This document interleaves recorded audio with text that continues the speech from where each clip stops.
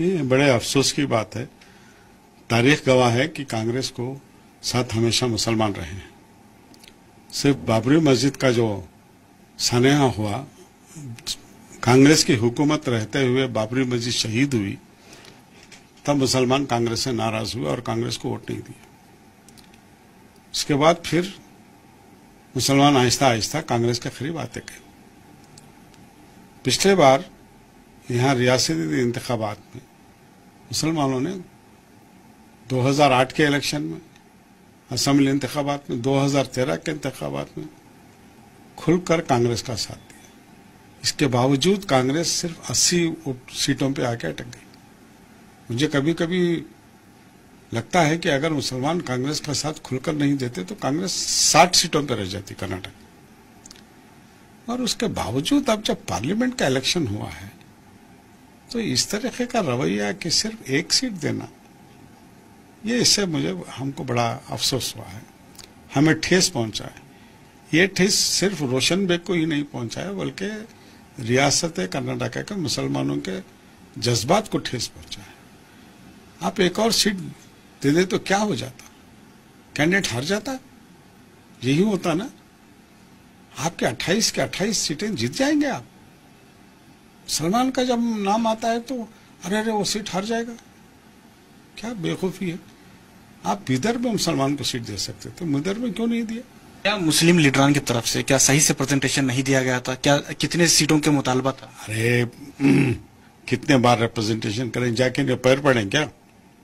इनसे इनको राइटिंग में चिट्ठी दी गई थी, मिलके इनसे कहा गया था, मुलाकात करके इनसे कहा गया था कि वही सीटें दें।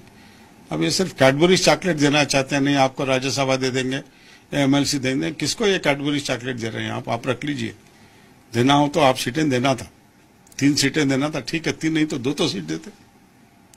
कुर्बा कौम जो पिछली बार 3 तलाक वोटिंग की, उनको आप 3 सीट देते हैं। दूसरे कौमों को आप कितनी कितनी सीट देते हैं। जो कौम 100% आपके साथ रही, आप 2 सीट नहीं दे सकते, सिर्फ 1 सीट पे। यह हमें निहायत अफसोस। क्या ये मुस्लिम लीडरशिप को खत्म करने की साजिश है, चाहे वो कांग्रेस या कोई भी हो, लेकिन कहीं ना कहीं मुस्लिम लीडरशिप इसमें कमजोर पड़े? नहीं, मुझे लगता है कि कुछ कांग्रेस में कुछ ऐसे अनासर आ गए हैं जो कांग्रेस में मुसलमान लीडरशिप को सप्रेस करने उनकी यही कोशिश है, ऐसा मुझे लगता है। एक तो मुस्लिम लीडरशिप को सप्रेस करो, और कभी कभी मुझे लगता है कि इनका कहीं ये तो इरादा नहीं है कि मुसलमान मुक्त कांग्रेस।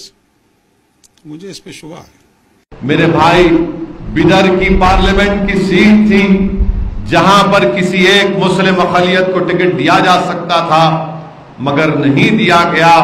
ये मैं नहीं कह रहा हूं, बल्कि कांग्रेस के एक सीनियर लीडर हैं जिन्होंने अपनी जिंदगी कांग्रेस की गुलामी में गुजार दी, जिनका नाम जनाब रोशन बेग साहब है। रोशन बेग साहब ने बेंगलुरु में मीडिया से बात करते हुए कहा कि हम क्या सिर्फ इनका काम इनकी गुलामी करने के लिए है?